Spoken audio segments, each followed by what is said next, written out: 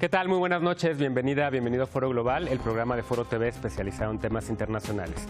Esta noche es noche de viernes, noche de conversaciones globales, y en esta ocasión conversaré con la física y doctora en ingeniería energética, Claudia Sheinbaum, acerca del cambio climático, acerca de la izquierda en América Latina y de otros temas. Así que ya lo sabes, acompáñanos durante los próximos 30 minutos. Esto es Foro Global, no le cambies.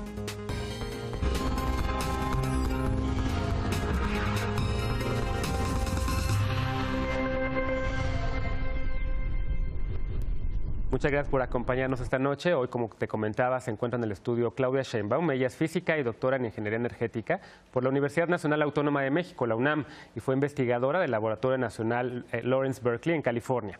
Su investigación se centró en un estudio comparado entre el consumo de energía entre los países industrializados y México, y también ella investiga sobre cambio climático. Previamente fue secretaria del Medio Ambiente del Gobierno del Distrito Federal y en la actualidad es jefa delegacional de Tlalpan. Claudia, bienvenida a Foro Global, es un placer tenerte aquí. Muchísimas gracias. Oye, hay muchos temas por los cuales conversar, pero siempre empiezo con preguntas personales, y la primera para ti es, ¿qué te hace a ti de repente decidir que quieres dedicarte al mundo geek, al mundo de la física, al mundo de la ingeniería? ¿Cómo decides entrar a estas disciplinas? Desde pequeña me gustaron las matemáticas, la física. Mi hermano es físico, es 3 años mayor que yo, él me impulsó mucho a que estudiara física. Terminé la carrera. Hice mi tesis de licenciatura sobre un estudio termodinámico de una estufa de leña, porque trabajamos en una comunidad rural con distintos compañeros de la facultad, y en realidad quería hacer algo más aplicado, entonces me fui al área de ingeniería. Entonces ahí hice mi maestría y doctorado. Y con una carrera más de docencia muy importante, ¿no? Sigues todavía dirigiendo tesis de doctorales, ¿no? Sí, soy investigadora del Instituto de Ingeniería de la UNAM. Soy del Sistema Nacional de Investigadores, de la Academia Mexicana. Y sí, en la actualidad, aunque soy jefa delegacional en Tlalpan, en mis ratos libres sigo dirigiendo tesis de maestría y doctorado. Oye, en tu estancia en California, vamos a platicar un poco de eso, porque hay un reto emergente en el mundo actualmente, y es la idea de Donald Trump de que el calentamiento global no existe, de que es un invento de los chinos, la retirada o el anuncio de la retirada de Estados Unidos del Acuerdo de París para combatir el cambio climático, un acuerdo que se había negociado durante muchos años y que fue muy difícil llegar a él. Y tú, paradójicamente, estuviste en California, este estado que lidera en el mundo en tecnologías verdes y tecnologías limpias, y que tiene una comunidad, digamos, muy sensible a estos temas. ¿Cómo ves el hecho de que Estados Unidos se retire de este acuerdo, digamos, para lo que está ocurriendo en todo el mundo actualmente con el tema del calentamiento global? Pues me parece sumamente grave, yo diría por 2 razones. Uno, yo creo que cualquier gobierno a nivel de país, a nivel local, tiene que estar sustentada sus políticas en el conocimiento científico. No puede ser que a estas alturas del siglo XXI no se reconozca el conocimiento científico en todos los temas, pero en particular pues en un tema tan importante como el tema ambiental y en una amenaza tan grande a nivel global como es el cambio climático, ¿no? Por un lado eso, y por otro lado pues lo que significa Estados Unidos y sus emisiones a nivel internacional. El primer país emisor de gases de efecto invernadero, que se llama, que son los que provocan el cambio climático global, es China. Y después de China, Estados Unidos. Y per cápita es Estados Unidos, me parece, ¿no? Per cápita es Estados Unidos, así es. Y además, históricamente, quien más emisiones ha tenido, o el país que más emisiones ha tenido, es Estados Unidos. Lo de China en realidad es reciente, a partir de la primera década del año 2000. Entonces, históricamente, pues hay una responsabilidad por parte de los Estados Unidos. Y es muy grave porque finalmente el que no haya un compromiso de Estados Unidos de reducir las emisiones no solamente afecta a Estados Unidos, sino afecta a todos los que vivimos en este planeta. Si fueras asesora de Donald Trump, que sería una chamba muy difícil. Muy complicada, no creo que fuera asesora, pero bueno. Pero imagínate que te invitara Donald Trump a integrarte a su gabinete como secretaria de Medio Ambiente, y que le pudieras decir al oído, oiga, fíjese que aquí hay evidencia de que el calentamiento global está afectándonos, de que es real. ¿Qué le dirías? Porque acaban de publicar un estudio reciente científico justamente sobre los efectos del calentamiento global en Estados Unidos, y ya el New York Times traía por ahí una noticia de que Donald Trump dice que eso no es cierto. Sí. Primero hay un consenso de la comunidad científica internacional de que esto está ocurriendo, está sustentado ya en datos duros, no solamente en modelos del clima. Y además, el cambio climático, que a lo mejor hace 30 años, 20 años decíamos va a ocurrir esto, en realidad ya está ocurriendo un impacto relacionado con el cambio climático. Entonces, particularmente lo que tiene que ver con las ciudades, por ejemplo, que están cerca del mar, con el incremento del nivel del mar, pues van a sufrir mucho. Particularmente ciudades en Estados Unidos, hay muchas, pero como ciudades como Nueva York, ¿no? por ejemplo, o San Francisco, ¿no? Entonces, negar, o sea, es decir, cerrarse los ojos no te va a quitar la realidad en la que vives, ¿no? Claro. Oye, mencionas las ciudades y en efecto, después del anuncio del gobierno federal y el gobierno de Estados Unidos de retirarse del Acuerdo de París, varias ciudades, entre ellas San Francisco, Nueva York, Seattle y otras, dijeron que iban a implementar o instrumentar medidas para poner un poquito un granito de arena para tratar de poner un contraefecto a lo del anuncio del gobierno federal. Claro. ¿Las ciudades pueden combatir el calentamiento global? Las ciudades no solo pueden, sino deben combatir el calentamiento global. La mitad de la población del mundo vive en ciudades y las ciudades generan el 75% de los gases de efecto invernadero. La otra parte pues se genera principalmente por la agricultura y la ganadería. Entonces, esto que se genera en las ciudades, pues necesitamos generar ciudades sustentables en distintos sentidos, no solamente en aquellos problemas ambientales, sociales, que están relacionados con el desarrollo de la propia ciudad, sino también somos ciudades globales en todos sentidos, no solamente por la apertura del libre comercio y todo lo que significa, sino porque somos emisoras de gases de efecto invernadero y receptoras de los impactos del cambio climático, ¿no? Entonces las ciudades tienen mucho que hacer. En cierta manera, este anuncio de estas ciudades, algunas megalópolis, ¿no? Digamos, ¿sí podrían revertir la salida de Estados Unidos o podrían compensar la salida del gobierno federal? Habría que hacer el cálculo realmente de en qué estados están, cuánto se genera, qué significa cada una de estas ciudades, pero lo que es muy importante es la resistencia que están generando frente a una política global de Estados Unidos, ¿no? Es decir, independientemente de lo que diga el presidente, hay muchos estados que están convencidos del tema del cambio climático y quizá un tema que ni siquiera tiene que ver con los temas ambientales o que está vinculado con los temas ambientales, y es que las nuevas tecnologías van para allá. Es decir, el desarrollo económico de Estados Unidos ya depende inclusive del reconocimiento del cambio climático y lo que tiene que hacer para disminuir los gases de efecto invernadero. Si no, se va a quedar atrás frente a Europa y frente a China, inclusive en términos económicos. ¿A qué países ves que están poniendo el ejemplo en ese sentido? México ha tenido ahí, o por lo menos ha presumido tener un liderazgo, digamos, en ese sentido. Hay una mexicana que lidera también estos cambios, la ex canciller Patricia Espinosa. ¿México lo está haciendo bien en ese sentido? Creo que no está haciendo lo suficiente. Podemos hacer más. Podemos hacer muchísimo más. Los compromisos que estableció México en el Acuerdo de París me parece que son menores con respecto a lo que podría hacer México en términos de la incorporación de las energías renovables, lo que se puede hacer en transporte. Hoy la generación de energía eléctrica y el sector transporte representan las mayores emisiones de gases de efecto invernadero. Entonces ahí hay muchísimas tecnologías que en realidad nos están desarrollando las políticas para impulsarlas. Y por otro lado, en términos de lo que hoy se llama la adaptación o la resiliencia al cambio climático, también creo que se está haciendo poco. Yo hace poco estuve en una conferencia en el Instituto de Ingeniería que organizó la UNAM de los grandes retos nacionales y decía que lo mejor que se puede hacer como país, como ciudad, es administrar, manejar los recursos de manera sustentable. Esta es la mejor política para enfrentar el cambio climático, ¿no? Porque de otra manera, si tú sigues devastando laderas de cerros, pues cada vez que haya una gran tormenta, un gran ciclón, pues lo que va a haber es arrastre no solamente de agua, sino de masa, de tal manera que vas a tener impactos muy fuertes sobre poblaciones. Creo que México podría hacer mucho más. ¿Hay algún país que voltees y ves y que lo hayas estudiado y que digas, estos van por la ruta correcta, están haciendo lo adecuado? Bueno, muchos países europeos están planteando que para 2050 van a ser 100% renovables, que es un gran reto porque las energías renovables, por ejemplo, la generación eléctrica solar particularmente, pues tú generas cuando hay sol, ¿verdad? Y en la otra parte del día, como en la noche, que es cuando más se consume los picos de consumo de energía eléctrica, pues requieres otras fuentes de energía.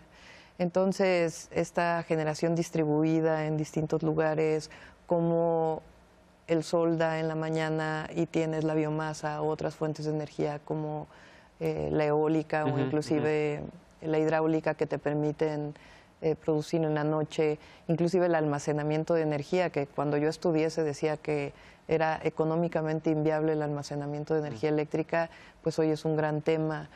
Entonces, realmente el impacto que va a tener que estos países estén desarrollando tecnologías para que en 2050 sean 100% renovables es impresionante, porque eso lo que hace también es que reduce los costos de estas tecnologías para beneficio de otros países. Claro. Oye, por cierto, Estados Unidos desde el inicio del nuevo siglo estaba hablando sobre la autosuficiencia energética.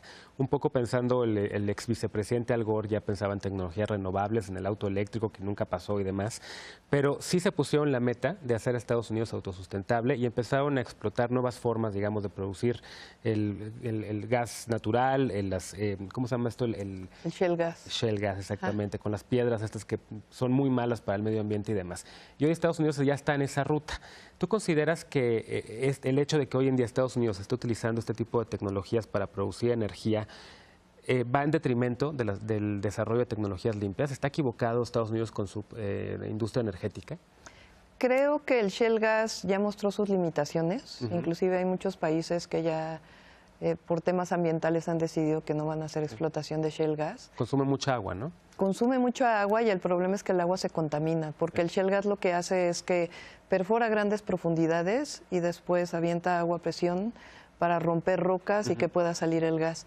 Pero esta agua tiene sustancias químicas tóxicas y el problema es a dónde vas a dejar esa agua o cuánto te cuesta realmente hacer un tratamiento de esta agua, que es muy, muy difícil, ¿no? Entonces, los impactos son muy grandes y los beneficios son pocos comparado con nuevas tecnologías, tecnologías renovables que en el largo plazo van a ser mucho mejor y que realmente te dan lo que se llama la autarquía energética, ¿no? La independencia energética. Hoy hablabas sobre la resistencia de las ciudades a la era Trump y vamos a una pausa y regresando hablemos de la otra resistencia con la que empezó su gobierno, la de las mujeres, que salieron a las calles a protestar, ¿no? No te vayas, volvemos después de la pausa, vamos a una pausa en este momento, en esta conversación con Claudia Sheinbaum.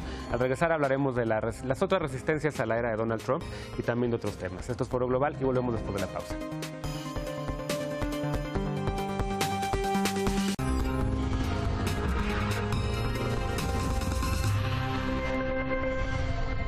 Muchas gracias por continuar con nosotros en Foro Global. Ya estamos de regreso en esta conversación con Claudia Sheinbaum. Claudia, hablábamos sobre las resistencias que empezaron con la era Trump. Una victoria, por cierto, muy sorprendente, ¿no? Nadie se la esperaba. Muy triste para el feminismo y para la historia del progreso, digamos, de las causas progresistas y de derechos humanos en el mundo, ¿no? Las mujeres empezaron desde el día 1, desde el 20 de enero, tomaron las calles. ¿Cómo estás viendo la afrenta que significa la era de Trump para derechos sexuales y reproductivos, para causas de minorías como las LGBT y demás?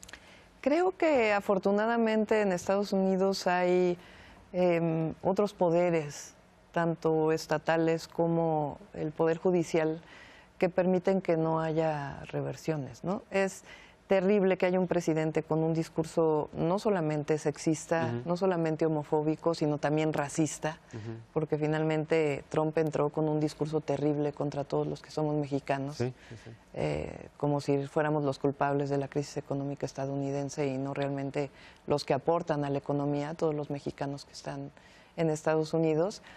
Y este discurso afortunadamente no ha podido avanzar en revertir muchas políticas en muchos estados, ¿no? Me parece muy grave porque finalmente lo que buscamos es que el representante popular de algún país y particularmente un país tan poderoso como Estados Unidos tenga un discurso de avanzada, un discurso que reconozca los derechos humanos y no un discurso que revierta los derechos humanos. Pero repito, afortunadamente están todos estos movimientos, ¿no? Sí, organizas. ¿Tú eres feminista, por cierto? Yo soy feminista. ¿Qué opinas de otras mujeres que han estado en la presidencia, como Dilma Rousseff en Brasil, que acabó, digamos, bastante mal? Sí, pues no tengo mucho conocimiento, la verdad, de Dilma. Me parece que lo que es terrible en general en varios países de América Latina es cuando hay una intervención externa. Pero creo que finalmente que una mujer acceda al poder es importante para todas las mujeres. ¿Cualquier mujer? Pero no cualquier mujer, es lo que iba a decir. Creo que lo que es importante es que las mujeres lleguen con un discurso que tenga que ver con un programa de nación, un programa de ciudad y que incorpore los derechos de las mujeres en su proyecto, ¿no? Esa es la gran diferencia, porque no estamos aisladas. El tema de género el tema de la diversidad sexual, el tema de los derechos humanos, tiene que ser parte de un proyecto de nación, también de derechos sociales, en muchos sentidos, de disminución de las desigualdades, y no necesariamente, a veces se toman estos discursos y no necesariamente frente a un proyecto de beneficio social. Claro. Oye, ¿cómo ves? Eres una mujer de izquierda. Soy una mujer de izquierda. ¿Cómo ves la crisis en Venezuela? La crisis en Venezuela. Bueno, yo creo que primero que nada sería importante decir que yo sí coincido con la autodeterminación de los pueblos, que la injerencia externa no me parece la mejor manera de resolver un problema interno, que Venezuela lo tienen que resolver los venezolanos. Creo que desafortunadamente se ha utilizado la violencia en muchos sentidos para resolver el problema, cosa que es muy grave. Creo también que se ha querido comparar Venezuela con el tema de México, Andrés Manuel López Obrador, que no tiene absolutamente nada que ver.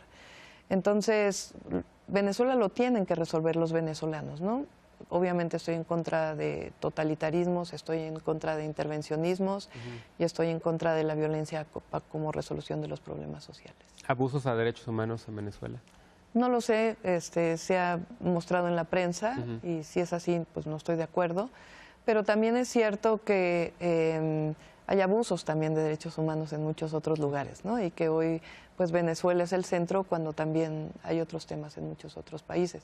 Hablemos de México, por ejemplo. Claro, aquí hay una grave crisis de derechos humanos. Hay una grave crisis de derechos humanos. Oye, en ese sentido, México también está hoy con un reto nuevo, en la renegociación del Tratado de Libre Comercio de América del Norte, que también es un reto para Canadá, es un reto, digamos, para la región y la integración económica de América del Norte, que ya está en su año 23, ¿no? ¿Esta integración, el libre comercio, es un motor del desarrollo mundial? Creo que sí, en su momento lo fue. Creo que el problema del libre comercio es en el esquema en el que se planteó como si el mercado fuera a resolver por sí mismo todos los problemas y particularmente las desigualdades sociales. Creo que el problema aquí es que no se reconoció el Estado no solamente como regulador de la economía, sino también como parte de la planeación económica de un país y como parte sustantiva para distribuir la riqueza y disminuir las desigualdades. Creo que parte del problema de la globalización, de los tratados de libre comercio en general, fue esta idea de que el mercado por sí mismo va a resolver todos los problemas y es el mejor distribuidor de los recursos. Y creo que eso, pues ya ni siquiera los que lo defendían están de acuerdo con ello, ¿no? Creo que la propia crisis del 2008 generó muchísimas personas que dijeron, bueno, el tratado, o más bien el libre mercado tiene sus límites y tiene que haber controles. Entonces, si bien es cierto que estamos de acuerdo con el libre comercio, que estamos de acuerdo evidentemente con la inversión privada, etcétera, etcétera, también creo que es muy importante rescatar el Estado y su valor. No en el sentido de estatista, de que tiene que controlar todo, sino en el sentido de que tiene que funcionar para preservar la paz, tiene que funcionar en términos económicos para orientar el desarrollo económico y para distribuir la riqueza. Claro. A través de los derechos, porque finalmente la mejor manera de distribuir la riqueza es reconocer a la educación, a la salud y a los distintos derechos sociales establecidos en la Constitución como derechos universales. Además del Tratado de Libre Comercio de América del Norte, en la relación con Estados Unidos está el tema de migración. Sí. Y el tema de migración que ha sido desde el día 1, ya lo decías tú, el presidente Trump, el candidato Trump en su momento, yo era el presidente Trump, desafiando al gobierno mexicano, desafiando a nuestros connacionales, llamándonos rateros, llamándonos violadores. ¿Cómo ves la actitud del gobierno mexicano en la defensa de nuestros connacionales? Creo que ha sido sumamente débil. La verdad es que no se siente uno representado en el gobierno cuando un gobierno hasta cierto punto agacha la cabeza frente a una ofensa tan grande contra el pueblo de México, ¿no? Quisiéramos tener un gobierno que realmente se enfrentara a estas ofensas que están haciendo frente a todos los mexicanos, los que vivimos en México, los que viven en Estados Unidos y los que viven fuera, ¿no? Somos un país y un pueblo de una enorme riqueza, de una enorme valentía. La historia de México es maravillosa y no se vale pues que haya un presidente que para resolver los problemas de su país ahora se oriente en contra de los mexicanos, ¿no? Creo que ha sido pobre la respuesta. Oye, como resultado de esa crisis del 2008 que mencionabas, surgieron varios movimientos nacionalistas en todo el mundo, en Estados Unidos con Donald Trump, pero también en España, pero también en Grecia, también en Italia. ¿Te preocupa el auge de estos movimientos? ¿Cómo deberíamos de enfrentar, digamos, con estas dos vertientes que hay, ¿no? Por un lado, quien dice que la globalización sigue siendo el motor de desarrollo más importante, los mercados abiertos, a lo mejor sí con una recuperación del papel rector del Estado en la economía, como tú mencionabas, y quien dice el libre comercio es el peor de los males para un país, hay que cerrar las fronteras, consumir productos locales, que es un poco el mensaje de Donald Trump, ¿no? Buy American and get American, ¿no? ¿En dónde te posicionas tú entre esas dos visiones? Yo creo que tiene que ser una combinación de los dos. Me parece que México ha perdido mucho en el sentido de que ahora todo se importa, incluidas las gasolinas, y pierde mucho no solamente en términos de desarrollo económico propio, sino también en términos de soberanía. Y creo que México tiene un potencial enorme. Te digo, por ejemplo, las energías renovables. Si nosotros queremos que México se desarrolle, lo que necesitamos es un impulso a la innovación tecnológica desde las universidades vinculadas con la iniciativa privada y el desarrollo tecnológico. Hoy lo que está ocurriendo en México es que las energías renovables se hacen comprando tecnología del extranjero, y me parece que si queremos que México se desarrolle, pues debería de haber un impulso de la tecnología, como si los mexicanos no fuéramos creativos. Entonces tiene que haber un desarrollo y una promoción de ese desarrollo a nivel nacional. Pero al mismo tiempo cerrar las fronteras sería absurdo, ¿no? A estas alturas pues, no tiene ningún sentido. Entonces la promoción del desarrollo nacional a partir de la innovación tecnológica que se dio en México durante muchos años. La innovación tecnológica que se dio en México en los 60s, en los 50s fue muy importante. Entonces buscar esta innovación, este desarrollo y al mismo tiempo pues permitir la importación y el libre mercado de tal manera que tengas una economía mucho más rica y diversa de la que tenemos actualmente. Claro. Oye, entonces un mundo interconectado, pero donde el Estado sí asume un papel de responsabilidad, digamos, como eje rector de economía, de distribución, de cerrar estas brechas y demás.